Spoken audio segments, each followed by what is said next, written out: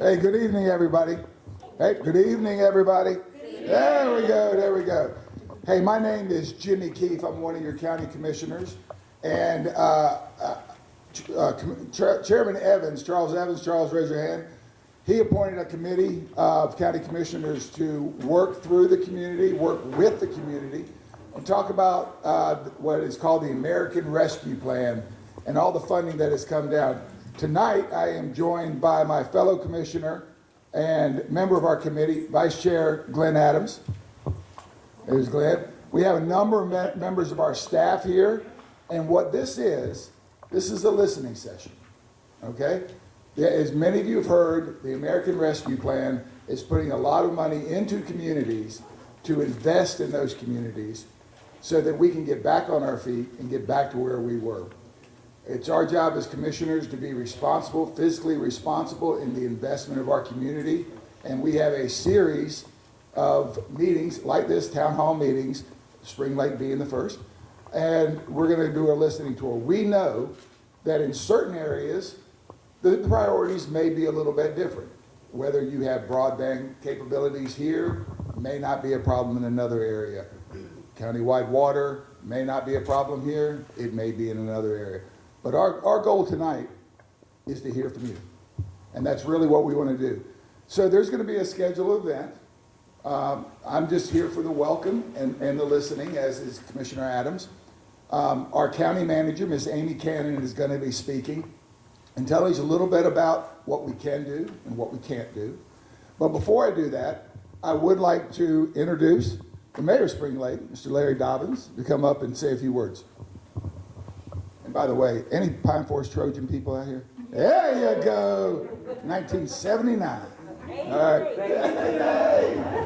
Go ahead, Mayor. Thank you, Commissioner Keefe. Good evening.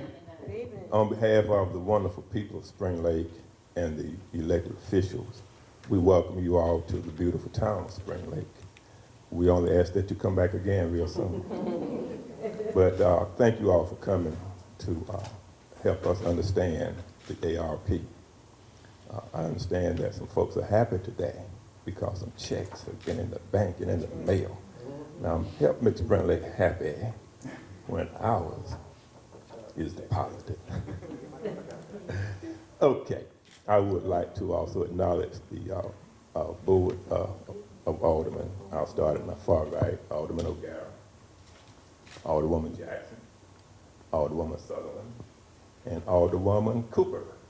Mayor Pro Tem Aziz is absent, but what we want to do, Spring Lake, is just give everybody here a round of applause.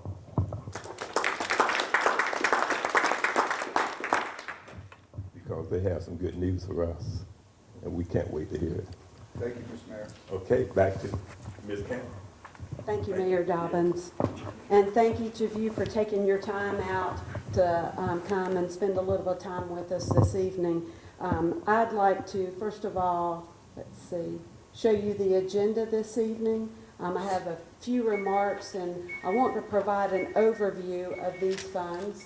And this is the committee. Dr. Tony Stewart is on the American Rescue Plan Committee, but she couldn't be with us this evening.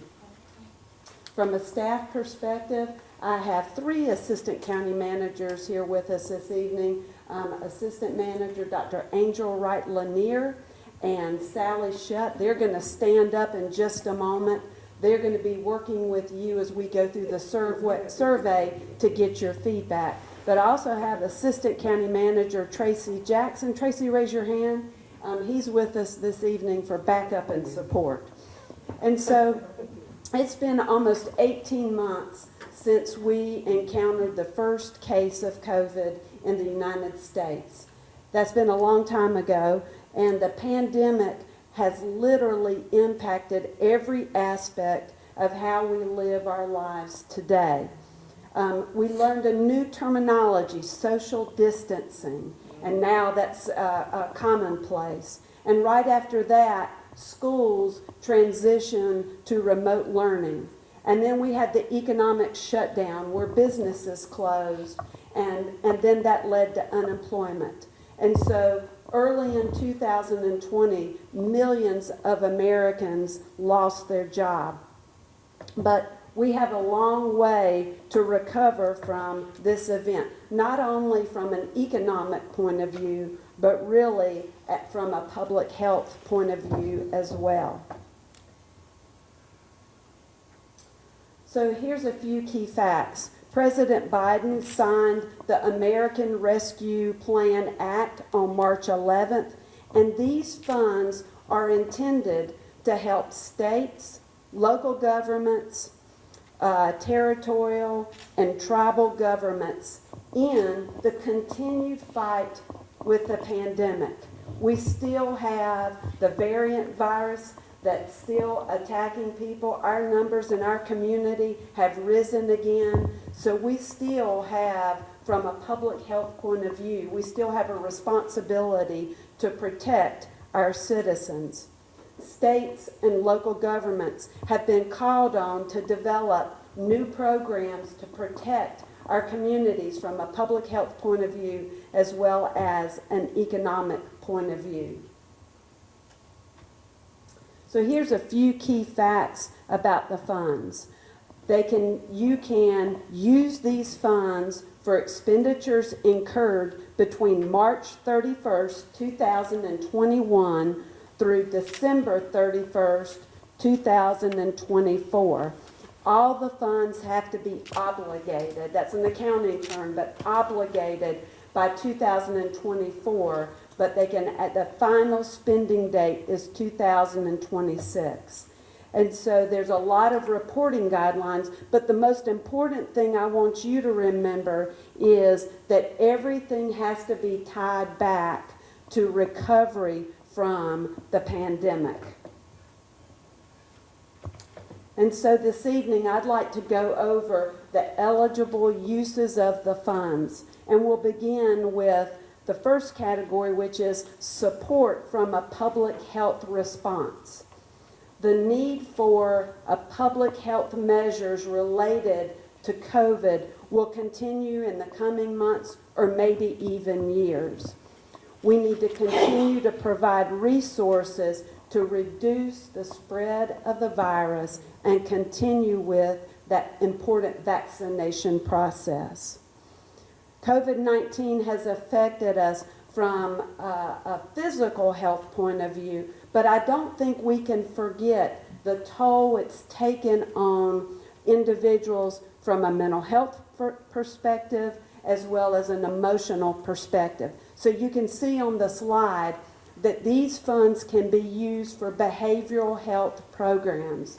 One thing that has been recognized is the number of overdoses have increased dramatically during the pandemic. So behavioral health services are an allowed use of these funds.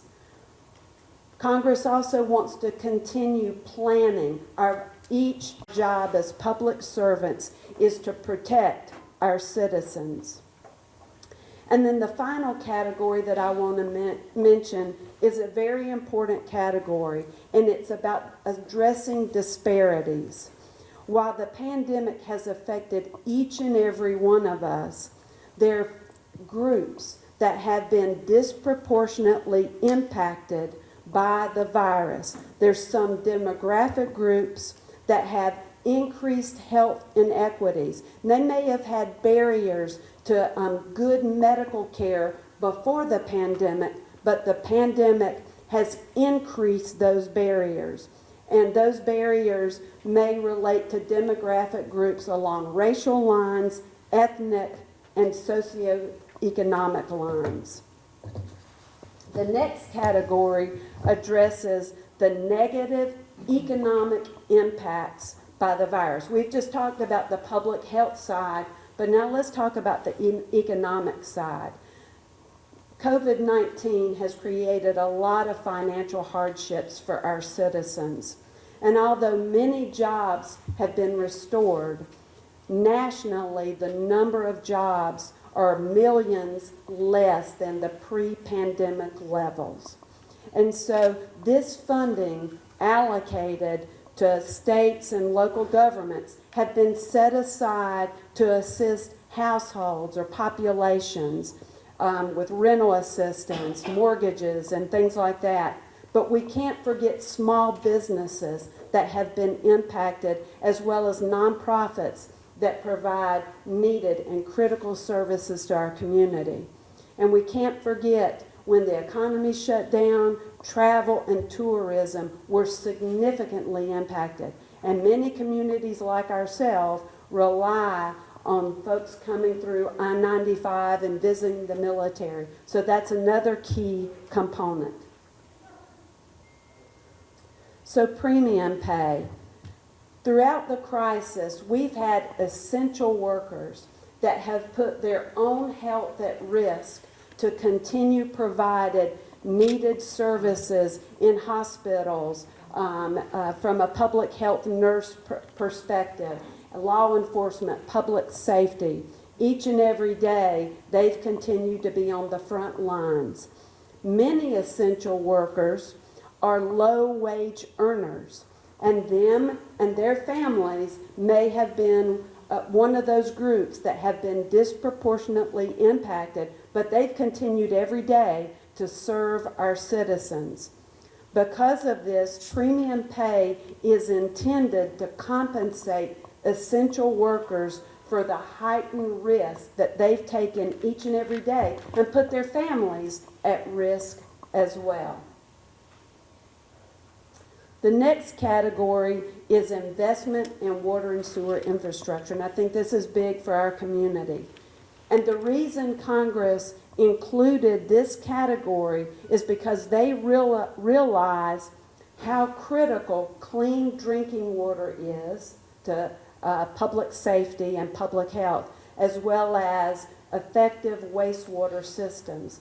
Many of you know throughout the county we have failing septic tanks, and many people do not have access to clean drinking water. That's critical to good health. And so that's one important use of these funds. And then let's talk about broadband. If we've learned anything from the pandemic, we've learned this. We are totally dependent upon available, reliable, and affordable high-speed internet. As children transitioned to remote learning, there were many, many families throughout our community that didn't have access to high-speed internet, or they couldn't afford it. But we all were impacted. During the closure, many businesses had their employees working from home, and then many doctors' offices closed, and we used telehealth. So that is another eligible use of these funds. And then another category talks about public sector revenue loss. Many local governments across the United States suffered losses in their local revenue sources, such as occupancy tax or sales tax. They may have even had trouble collecting property taxes as households and individuals were impacted by the pandemic. I have to say, in Cumberland County, we have been extremely fortunate. We are a resilient community because of the existence of the military in our community, as well as the federal stimulus funding.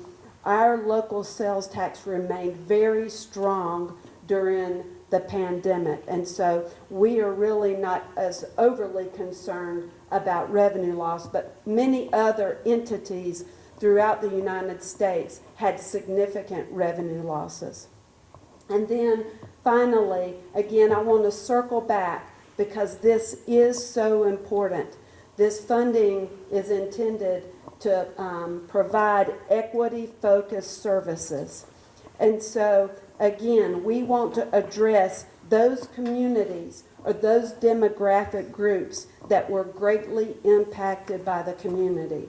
We had many citizens in our community that were already struggling before the pandemic, but the pandemic created greater hardships for those households. And so those are briefly, I've tried to go through quickly to give you an idea, and that's important for you to understand what the eligible uses are of those funds so that you can give us your feedback. Now, this is going to get a little bit more fun in just a minute. I promise you. And so there's lots of opportunities for you to provide feedback. We also have an online survey on our website if you would like to fill that out. And then we also have other in-person meetings. So I'm going to ask Sally and Angel to come up here now and for the fun part of this. Sally, do you want to give an introduction? Yes. First of all, thank you so much for being here. Cherry Beth Thomas is in our PIO office, and so she's going to be handing out to you, we call it the clicker. That's the official name, it's a clicker. All right, this is our first question. We're asking you to rank the funding categories that the county manager just reviewed in priority of importance. Select the appropriate letter in the order you like. So, of course, the first one keyed in is your highest priority, followed by your next highest priority, and there are 5 options. The least, they go from top to bottom. So, A, support public health expenditures. For example, funding COVID mitigation efforts, medical expenses, behavioral health care, just like she reviewed earlier. Option B is address the negative economic impacts to households, small businesses, industries. C, provide premium pay to essential workers. D, investment in water and sewer infrastructure. E, investment in broadband infrastructure. All right, let the polling begin.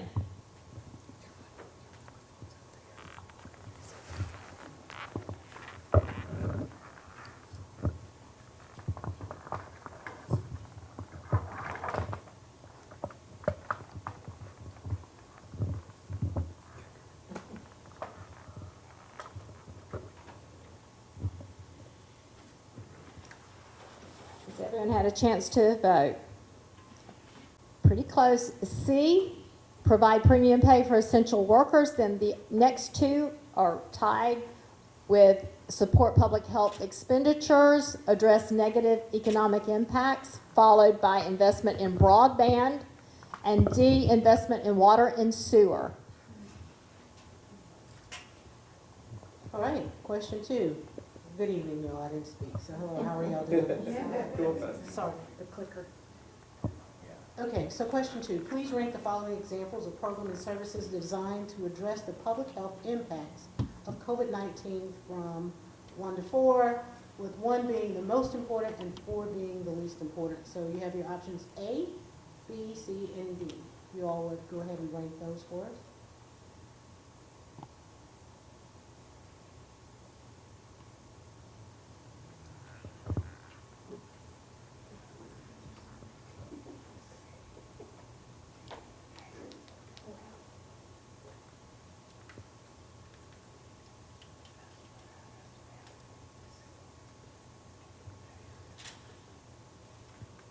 Okay, are you almost there? I see a couple still pressing. Okay, you want to see the results? Yes. Let's review. A, services and programs to prevent, mitigate, and respond to COVID-19, followed by a tie with B and C, and then D was lowest ranked. Right, next question. Sally? Please rank the following examples of programs and services designed to address the negative economic impacts of COVID, 1 through 4. Y'all. Assistance to households. B, assistance to small businesses. C, assistance to nonprofits. And D, aid to impacted industries.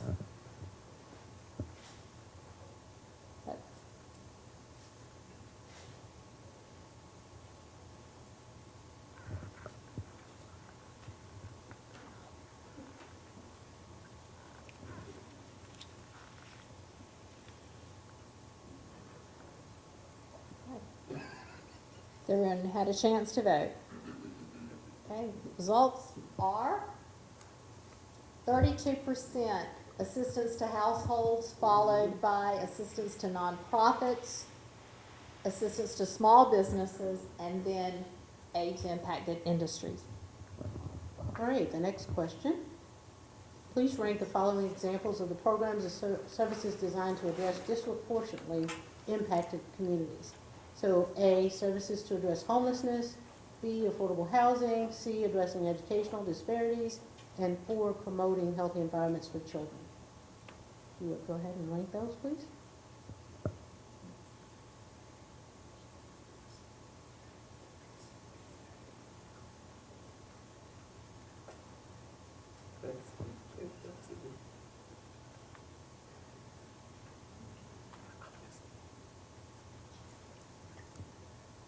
All right, you all done? I see, okay, all right, very good. Let's see the results.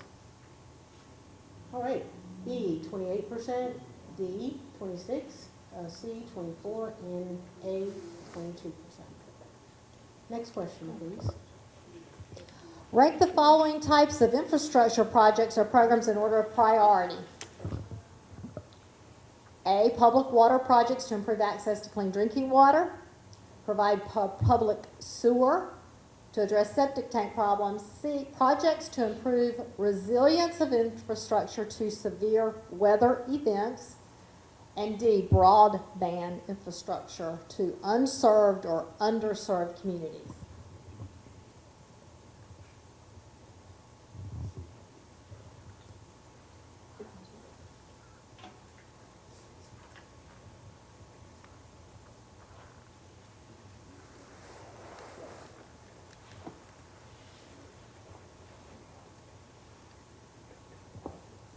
Okay, results.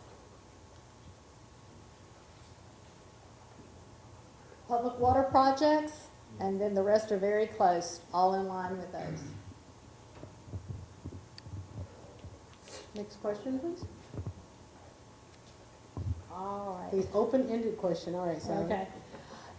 All right, each of you received a large Post-it notes, little sticky ones. So this is your opportunity to write down, are there any additional programs, services, or projects that the county should consider for ARP funding? So we'll give you time to think those through and then write them on the sticky notes. We're going to get a picture too.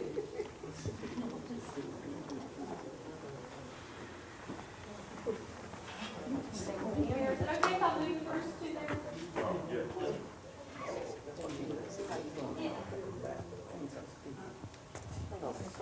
It's good to see you. Good to see you as well. Thank you. God is good. Yes, He is. He shall speak. Wherever you like. Pick your star.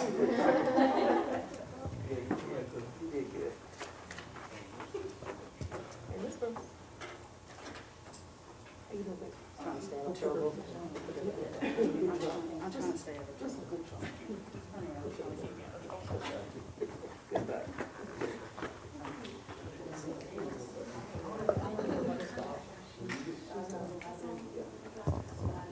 I'm going to do a commercial while they're posting them. You received information about, when you came in, about the COVID vaccination clinics that'll be taking place next door at the Spring Lake Public Library, and rental assistance program information, and you can answer that. So please help us spread the word about the vaccination clinics coming right here to Spring Lake. Does everyone have a chance to put their suggestions up? Okay. Angel, start your. Okay, so it says funding for minority businesses impacted by COVID and general disparities. Next is increased funding to nonprofits to address needs and disparities. Transportation to enable town residents to access jobs, educational opportunities, and health resources. Enhance availability and access to behavioral health services. Yeah, another one that says parent program for school-aged children to assist in getting them back on track from the remote learning during the pandemic. Health Department staff in Spring Lake. Then there's assist with transportation, child care subsidy. Next is long-term social security for people with, who were affected by COVID-19, long-term sicknesses, and help from SSI. Thank you all for this. All right, child care, road and street repair. Provide COVID health education programs to address vaccine fears and concerns to communities of color. Transportation repair assistance, child care assistance for shift workers, a Fresh Start program, employer mental health and county collaboration. See additional funds from the county's allocation to assist the small municipalities that are more stressed. And making sure that the information and services are available in Spanish. And look at funding medication for behavioral health people who do not have insurance, since IPRS does not cover it. If you have any others, you can please, hand them back to us tonight before you leave, but, I think we're saying we need. These will all be reported into the record. Now, we're going to do some demographics. This is much like the same on the survey that's online. Are you a Cumberland County resident? Yes or no?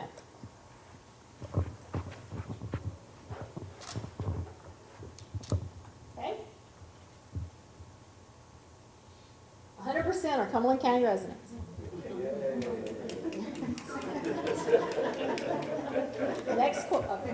Next question. If you live in the city of Fayetteville, please select your zip code.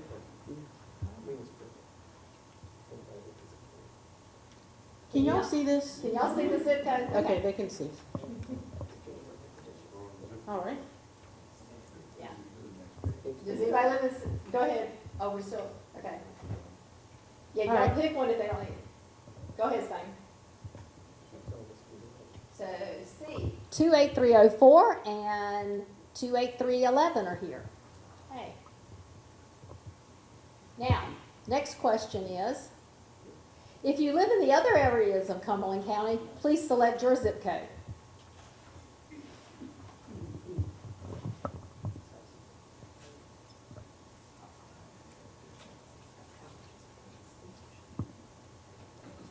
All right, let's see where everybody lives. 100%, 28390. Question 10. Has the COVID-19 crisis negatively affected your family financially? You have your choices there, A, B, C, or D.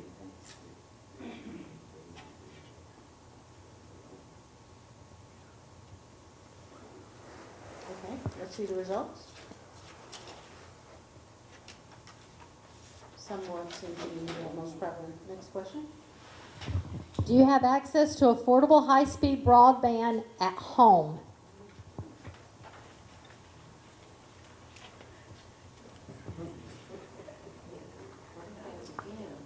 All right, results. 85% say yes. Next question. What is your relationship to Cumberland County? A, live in Cumberland County, B, work in Cumberland County, or C, both?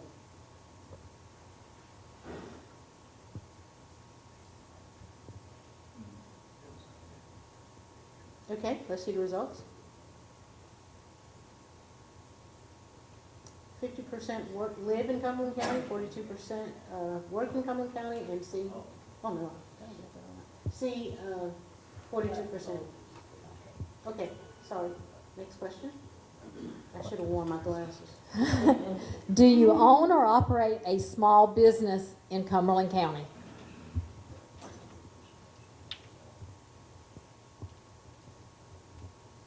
All right. Oh, 58% own or operate a small business. All right. Next question. Are you connected in some way to the military? A yes, B no. I really want to see the results of this.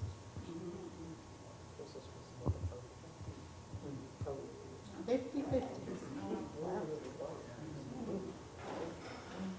All right. Next question. Are you a veteran or a spouse of a veteran?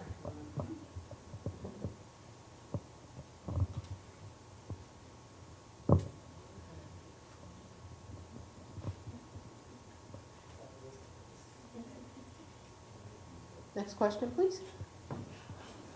Are you affiliated with a nonprofit organization that provides services to citizens who have been negatively affected by COVID?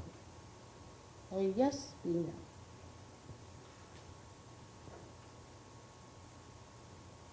Okay. Next question. Thank you. How old are you? We're not going to ask your weight.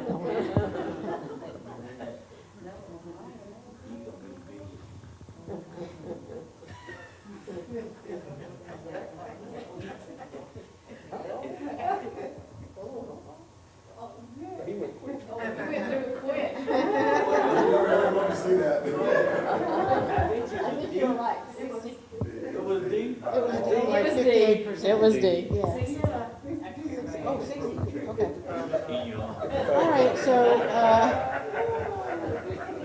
question 18. Most people think of themselves belonging to a particular ethnic or racial group. How would you identify yourself? Your choices are there.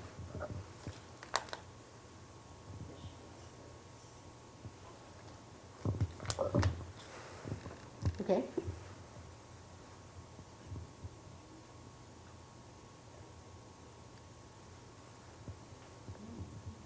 Okay, it's a good mix. Next question. Would you like to receive information from the county? I know you answered this question out there, so we grabbed your email then, but we are asking if you'd like to see newsletter or emails from Cumberland County about our services and programs.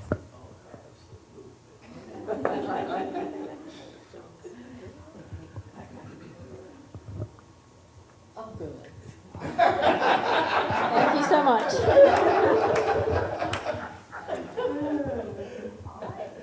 And I think that was it for our portion. Let's move ahead. Oh, I will turn it over to the ARP. Before we wrap up, let me ask you this. Do you have any questions for us?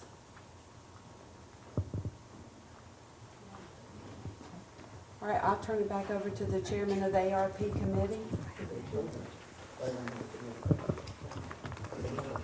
Well, first of all, thank you very much for coming out here tonight and letting us know your opinion, because this is truly what this is all about, hearing from you.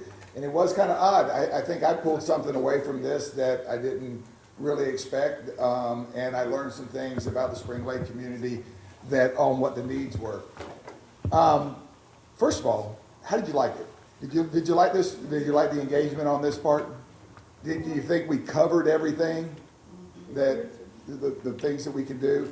We did get your answers. We're going to record all these, and then we're going to put it through. And as I said earlier in the evening, you know, what happens in Spring Lake may not be the same priorities that we see in other, but as county commissioners, all of us, some people are passionate about one thing. We have to be passionate about everything.